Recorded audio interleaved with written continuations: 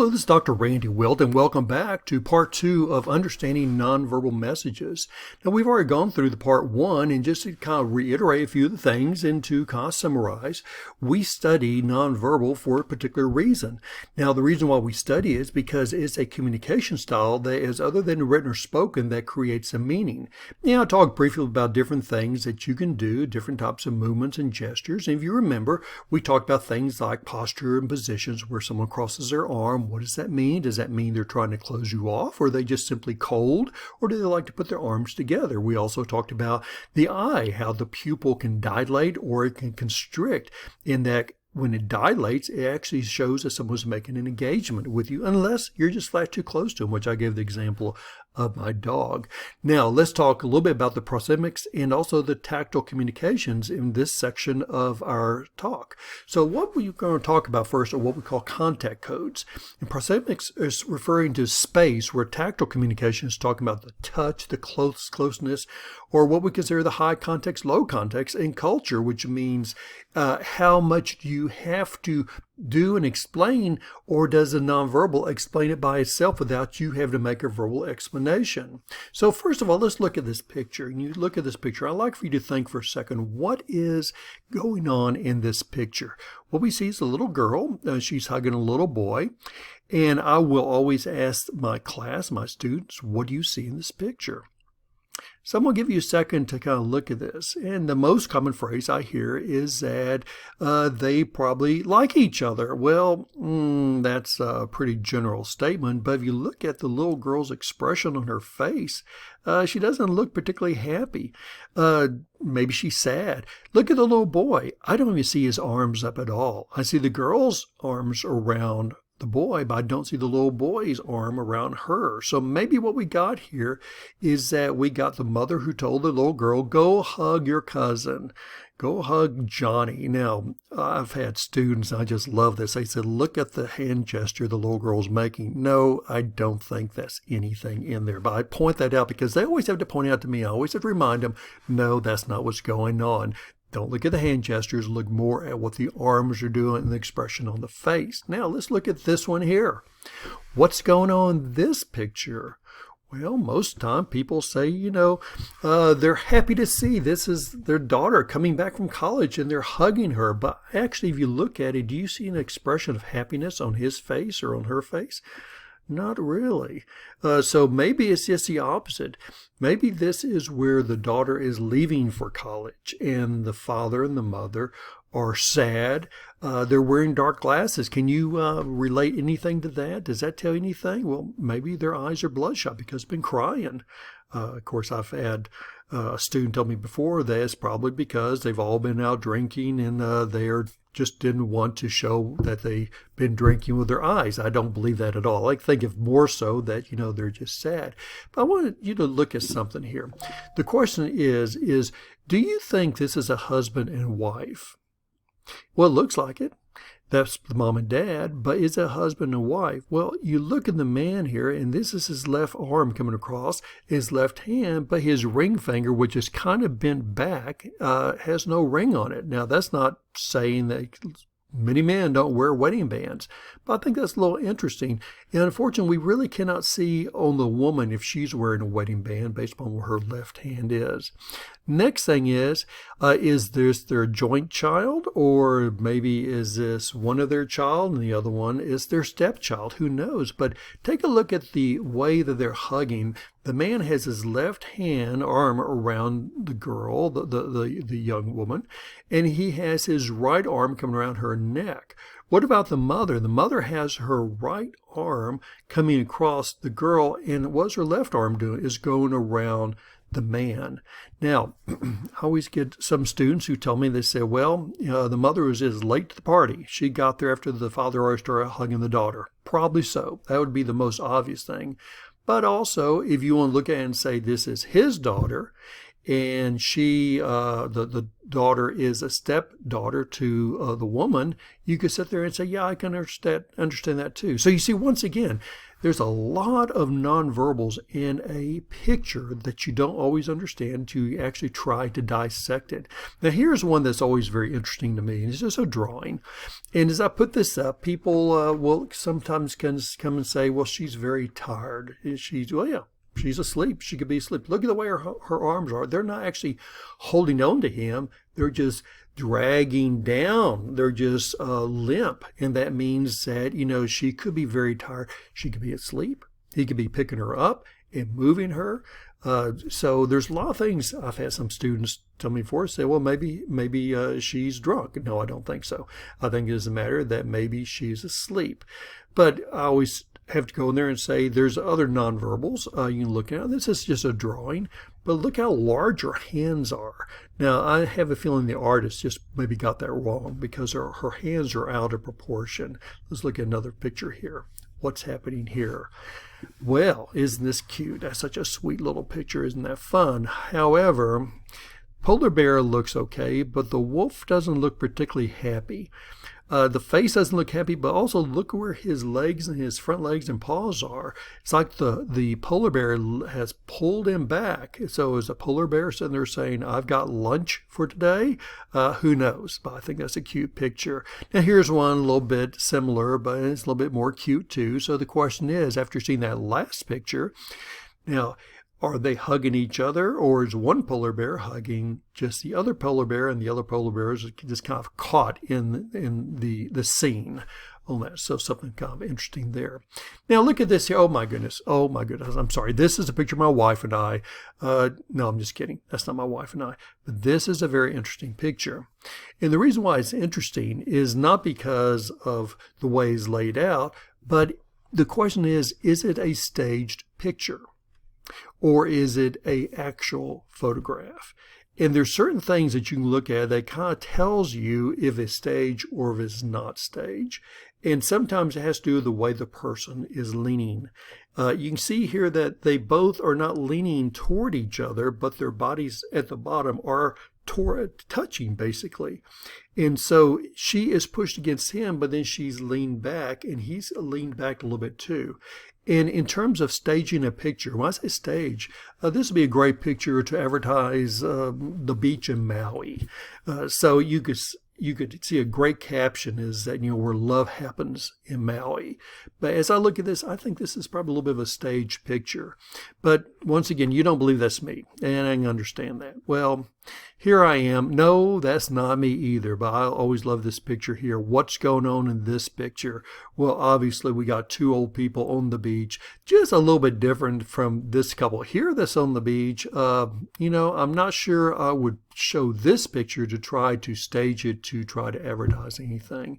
And by the way, if you're just wondering why I actually look like this, is me. And that's my wife. So we're actually, I believe we're somewhere in Egypt at this point. The next picture I want to show you is a fascinating picture. There's a lot into this picture here. Now, when you look at this, I will ask students, what do you see there? And they're kind of like, well, I see two people. They're not very happy with each other. Well, I think there's a lot more to that in here. And let me just kind of throw out some points to you. First of all, they're not sitting in the grandstand. They're not sitting in bleachers. They seem to be on the grass. And from looking at them, I think they're probably English or somewhere in the United Kingdom. They could be Scottish, Irish, Welsh. I believe that they are probably in that vicinity, and they may be watching a cricket. They could be watching maybe a rugby, maybe even a polo match, but I kind of lean a little bit more toward a cricket. Now, look what he's wearing. He's wearing very nice clothes to be sitting on the grass, and that tells me that this is a sporting event, but without the bleachers. Now look at her. What does she have on her head? She got this cloth and probably came out of his pocket, and first thing I would say is she forgot her hat. So the sun's out. But it's apparently not hot because you look at the way people are dressed. I mean, she's got a short sleeve, but he's got his jacket on. Next thing is that look behind her. You see some guys back there, and they almost look like they're wearing dress trousers, like they may be. I can't see a suit or a jacket, but they're not wearing blue jeans, and they're surely not wearing shorts or wearing more of a dress trouser.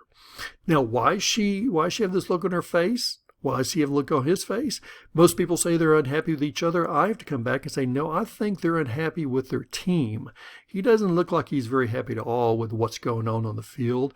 I think she is a little irritated because it's hot. She had to put this cloth on her head. I would be irritated if I had to put a cloth on my head and people be staring at me. But I think also she's not particularly happy with what's going on. Now, another slide I want to show you. This is actually from Pompeii. You may know the story. There is Mount Vesuvius erupted and all the ash came down, and before the people could even get out, all the ash came down and buried them alive. Now here's a case, and this is two skeletons, and when you look at it, you start to think, now what do we see here with this? Are you seeing a couple, a husband and a wife? Could be. Problem is, we don't really have a lot of facts in terms of how big they are. We don't know if they are 4 feet or if they're 6 feet. So maybe it's children. Maybe it's the children who are reaching to grab each other in fear. But something else is kind of interesting. Look at the jaw of both of them. The jaw on the left is more of a elongated jaw, where the one on the right is a shallow jaw, but the one on the right also has a pretty bad overbite. So that's kind of interesting, something that you can read into that. We can't see much about the body at all, but we can look at their skulls. And if you look at the skulls, the one on the left has a very elongated skull that comes back into the spinal cord pretty deeply, where the one on the right has more of a normal looking skull. Now, I've had people tell me that just by itself would almost tell you that you have a child who is still forming. Who knows? So once again, part of nonverbal is to not just look at the pictures, but try to go in there and dissect it, pull it apart, and see if there's certain things that actually can explain what's going on. I do think in this picture here that we see two people who are hugging each other, probably out of fear because a volcano has erupted, and they're just scared, and they're just grabbing each other on that. Now, the next thing we want to talk about is what we talk about in the proxemics, which is Edward T. Hall's classification of special zones. And you probably have always heard this, is that you have your intimate space, your personal space, your social, and your public space.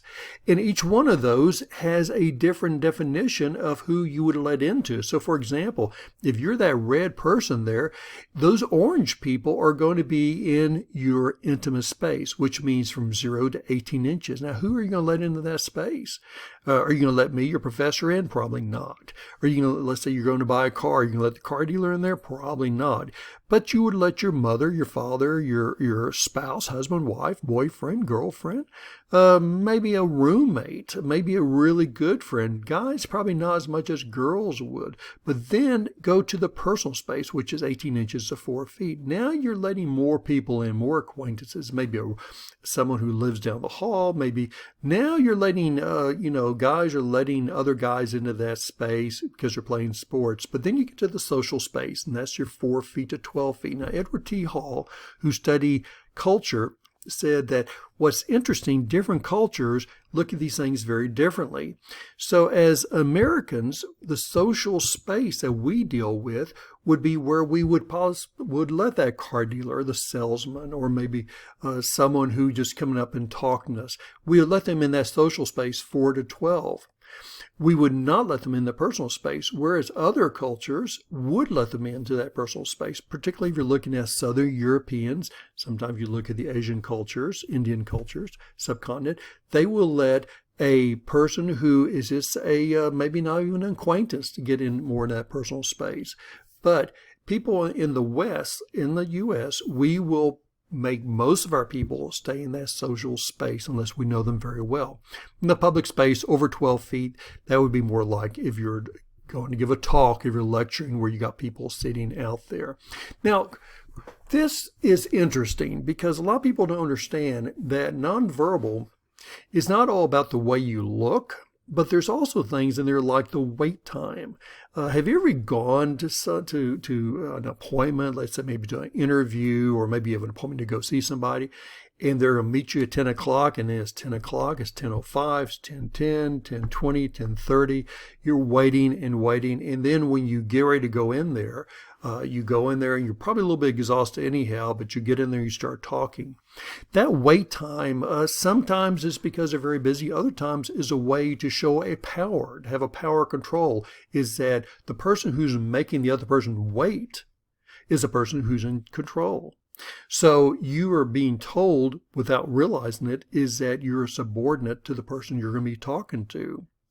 So look at the next thing here about work time. Have you ever gone and talked to like your supervisor, and as you're talking to your supervisor, he or she, they're sitting there typing the email or they're writing things down. First thing through your mind is that, they're not even paying attention to me on that. So that is a nonverbal when actually maybe they're not. It's a way to show the power, or maybe it's to actually show to you that no, you're really not truly that important. But I do want to give you an example. I have a good friend, he's a doctor, and he told me one time that in med school they were taught that when a patient's talking to them, they were to look down at the floor or look at the ceiling. Now, I'm not going to go through all the things about deception, but I'm going to tell you that when someone looks at the floor, look at the ceiling, people think they're disinterested when actually they may not be, because in med school they were taught to look down, much like closing your eyes so you have no distractions so you can hear everything the person's saying.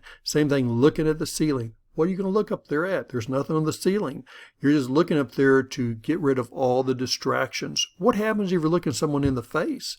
Well, you may see that they got a really large nose. You may sit there and look at him and say, that she put too much makeup on, or he didn't bother to comb his hair. Or his mustache is a little bit too long for his face. So you get those type of distractions. So when my doctor friend told me one time, he said, as we were looking down, we found out that the patients felt like we were disinterested. As they're going through the 3 or 4 problems they were dealing with, they would stop at number 2 because they thought the doctor was not interested at all. So therefore, they would just stop talking. The doctors now are being taught in med school to not look down, look up, to actually look at the person's face and just avoid any distraction, because that tells the person that I am listening to you, I am paying attention. And of course, facial expressions tell you a whole lot about the person, what the person is doing, what the person is thinking. There's over 250,000 facial expressions out there. Think about that doctor. When he's looking at you and when you're looking at him or her, you're both seeing facial expressions, things from happiness, sadness, surprise, fear, anger, pain, disgust, contempt. But I want to finish by telling you a very quick little story here. And this story is about interpreting nonverbals and how it has been used in the past to actually spot problems. Now, I'm going to say right off the bat, we're talking about profiling. So this is called the theory of nonverbal expectancy. And basically what it says is that you will react to someone based upon the profiling of that person.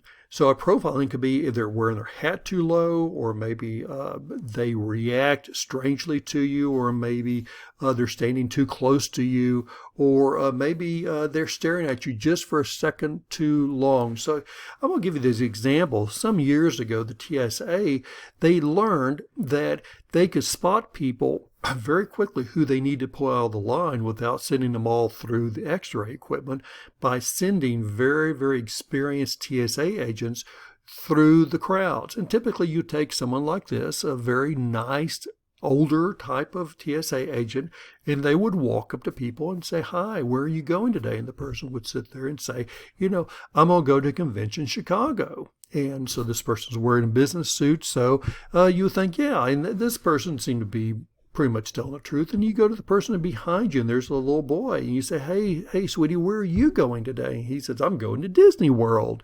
I'm going to see Donald. I'm going to go see all my friends at Disney World and see all the animals and everything there and go to Epcot." And she said, "You can see Mickey Mouse?" And he says, "Yes, I'm going to go see Mickey Mouse." Then she goes to the next person. Now, this guy is wearing a business suit too. And she says, "Sir, where are you off to today?" Now, he backs up just a little bit. And she just kind of leans forward, and he's starting to lean back a little bit. And he says, "I'm going to Disney World." And she says, "Oh, really?" She said, "Oh, are you going there for any certain reason?" And he said, "Well, I've got a convention to go there." And she said, "Well, are you going to see Donald Duck there and Mickey Mouse?" And he goes, "Yeah." And she said, "Well, be sure and say hi to Donald for me." And then she goes to the next person. Now, at this point, she walks back up to the counter and she makes a little note, marking down some people's that she identifies as potential problems. So when they actually get up to going through the screening, the other TSA agent may pull him out. The first person, that looked perfectly normal. The little boy, he's going to be normal too. But the third person, he may pull him out and say, "Sir, I got some questions for you. First of all, tell me where you're going." He says, "I'm going to Disney World for a convention." He said, "What type of convention?" And the guy says, "I'm a real estate convention. I'm a realtor here in Austin." Or maybe in Dallas or Houston. Okay, that makes sense. And he would say, "Okay, well, tell me more about this and where you're going to be staying, and do you have friends there?" So he asks a bunch of questions. Now, what is he looking for? He's looking for a couple things that we call disconnect. Number one, he said he was going to the same place that the little boy in front of him was going. That sounds like he may have been copying the little boy, but then once again, they might be getting on the same flight. Hey, obviously there's a flight going to Disney World, maybe Southwest. So he actually could be going to Disney World. He's wearing a suit. That's a little strange to wear a suit to Disney World. I mean, even if you're going to a convention, you're going to a tropical climate, so you probably be wearing more casual clothes, maybe khakis with a polo shirt. The guy going to Chicago, yeah, wearing a suit. That made a little bit more sense on it. Next thing is, and maybe you caught this too, is that she said, "You're going to see Mickey Mouse and Donald Duck?" He says, "Yes." And she says, "Tell Donald hi." Now, you maybe don't know this. What is the name of the duck at Disney World? Is Donald. That's correct. What if she had said, "Say hi to Daffy Duck for me," and he didn't say anything? That would imply either he didn't know his ducks, or maybe he was not able to concentrate enough to realize Daffy Duck is Warner Brothers, where Donald Duck is Disney. Now, in this case, she said Donald, but she could have just as easily said Daffy Duck. Or what if she said Bugs Bunny? Of course, that's Warner Brothers too. Next thing is that he started backing up a little bit. He was leaning a little bit. We know from profiling that when a person starts backing up, then you got to look at that Edward T. Hall space. If you're in his intimate zone, he will back up. But if you're in his personal zone, which goes up to about 4 feet, and he starts backing up, you have a potential issue there with him. Once again, is very cultural based upon that. So the whole point here is that the TSA found that if we went through and asked people different questions, we would know where there may be a disconnect. Something didn't look quite right. And they would pull them out, just ask them simple questions, qualify them, put them on their way. And most people, if they were scared because they knew they're breaking the law, they would start leaning back, they would start sweating. And you know what the typical person was doing? They were trying to sneak something onto the airplane. What do you think that was? Was it a gun or a knife? No, it was a water bottle. They spent $5 for a bottle of water before security, and they realized, I'm going to throw that bottle of water away. So they're trying to hide it. And most TSA agents were finding that people were getting nervous. They were putting over these nonverbal expressions and gestures that would lead you to think they're trying to hide something. And quite often it was no more than they're carrying a bottle of water. Well, folks, that's it for part 2. I hope you learned something. I always enjoy talking about nonverbal, and we will look forward to you talking again.